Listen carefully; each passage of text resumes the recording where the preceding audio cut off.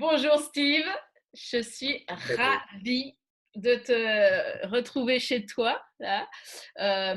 Ce why de l'entrepreneur optimiste est très particulier pour moi là, puisque tu as été l'étincelle à l'origine de ce projet. Et vraiment, je ressens beaucoup, beaucoup de gratitude. Je te dis d'emblée un très grand merci.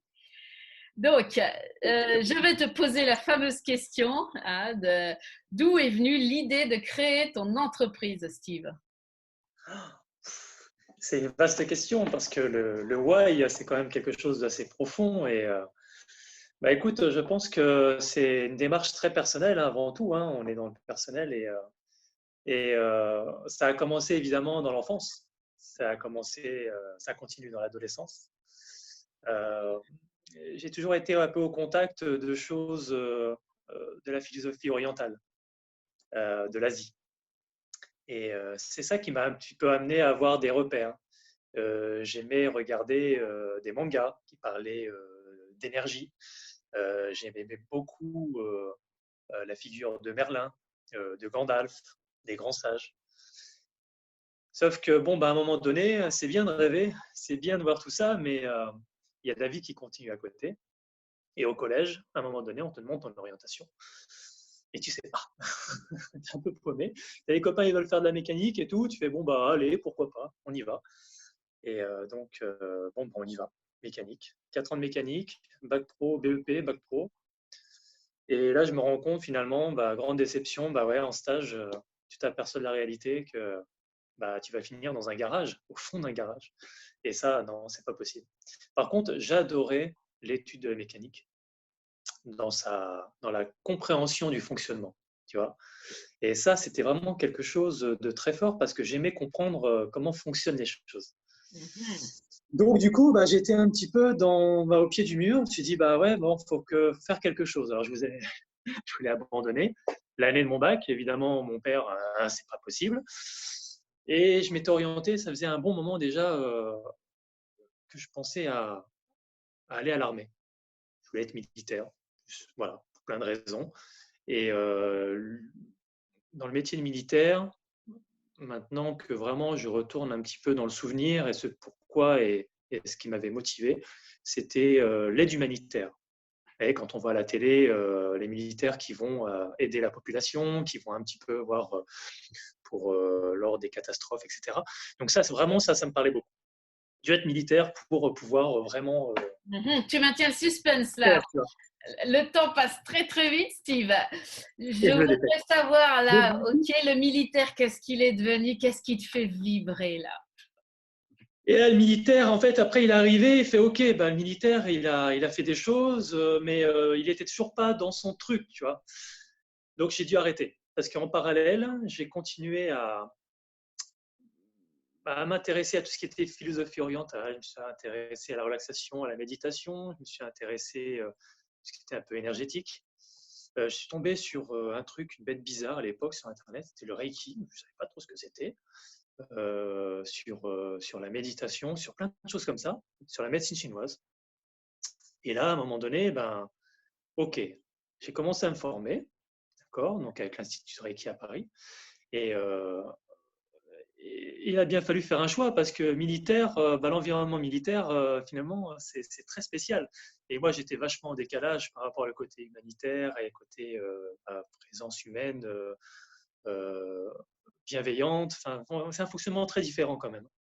Donc, il a fallu que je fasse des choix et j'ai commencé voilà, à avoir vraiment, à partir de là, une démarche d'ouvrir mon entreprise en tant qu'auto-entrepreneur, en tant que personne libérale. Voilà. Bon, et alors dis-moi aujourd'hui, qu'est-ce qui te fait vibrer?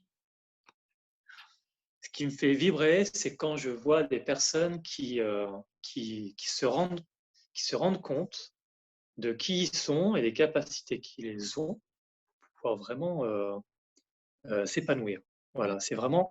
En fait, moi, quand je vois par exemple un enfant euh, qui chante tout haut et qui bouge son corps naturellement, mais qui ne se pose pas de questions, qui n'a pas peur à rien, je dis, ça, cette personne-là, cet enfant-là, vit la liberté, tu vois.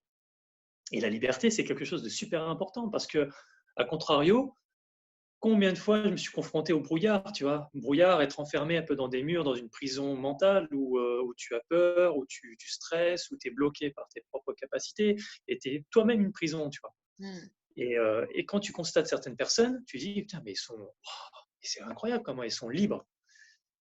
Et donc c'est ce fossé-là qui te dit: «Tiens, tu veux rattraper un petit peu ça» et ça, Et c'est toi, tu as envie donc d'aider tes clients à toucher ça. et donc j'ai envie d'aider mes clients à toucher ça parce que, moi-même, j'étais dans ce brouillard.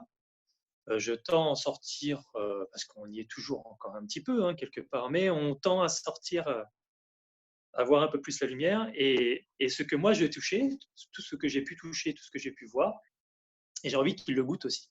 Ouais, Et super. donc du coup, le chemin que j'ai pu faire, toute la continuité du là où je suis parti voilà, du point zéro à là où j'en suis, je vois des personnes qui sont entre les 2 et donc que je peux aider à faire avancer. Et alors, Et ça c'est génial. quelle est la trace que tu aimerais laisser dans ce monde? Quelle est ta contribution? Ouais, ma contribution, il y en a sûrement plusieurs et c'est vrai que c'est une question difficile, mais ma contribution, c'est d'aider les personnes en les inspirant par l'expérience faite, par ce qu'on dégage, par ce que je dégage, peut-être. En tout cas, j'ai envie de pouvoir dire aux gens, voilà, c'est possible, il n'y a pas de fatalité. On ne reste pas enfermé dans des je crois que, voilà, il y a toujours possibilité pour plein de choses. Et, euh, et j'ai envie qu'ils croient à leurs rêves, à leurs capacités, qu'ils aillent un peu plus loin. Parce que moi, vraiment, il y a un truc qui m'interpelle, voilà, c'est révéler ce qui est là, mais qu'on ne voit pas, qu'on Hmm. touche du doigt, mais qui est proche, tu vois. C'est C'est un révéler le révélateur conscient dans la inspirant en tout cas. voilà, Mais je j'ai confirme envie que de c'est très inspirant. Comment s'appelle ton entreprise et où es-tu situé, Steve? donc moi, mon entreprise, c'est Steve Bricio, artisan du bien-être, parce qu'on construit son épanouissement personnel comme un artisan boulanger, comme un artisan ferronnier. Enfin, Et tu es où? et je suis à Sens, voilà. Ok. Eh À Sens dans le Sénégalais. ben, je te remercie beaucoup, Steve, de ce témoignage qui est très touchant et je te souhaite une belle continuation. Merci beaucoup.